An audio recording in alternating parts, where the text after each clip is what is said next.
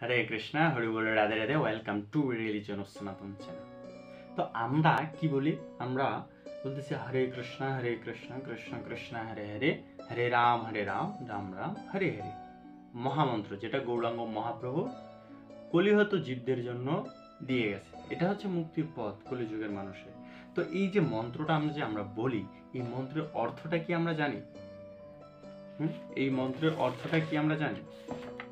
এই মন্ত্রের অর্থটা হচ্ছে হরে, মানে হচ্ছে শ্রীকৃষ্ণের হল্লাদিনী শক্তি বা আনন্দদায়িনী শক্তি শ্রীমতী রাধা রানী সম্বন্ধে বলা হয়।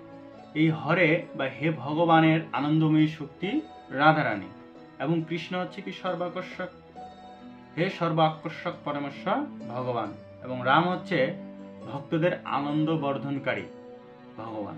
দয়া করে, মানে পুরোটারই অর্থ দাঁড়াচ্ছে হে ভগবানের আনন্দময়ী শক্তি রাধারানী এবং সর্ব আকর্ষক পরমেশ্বর ভগবান শ্রীকৃষ্ণ এবং ভক্তদের আনন্দ বর্ধনকারী ভগবান, দয়া করে আপনাদের প্রেমময়ী সেবায় আমাকে নিযুক্ত করুন, বা দয়া করে আমাকে আপনাদের নিত্য সেবায় যুক্ত করুন। এটি হচ্ছে মন্ত্রের মূল অর্থ।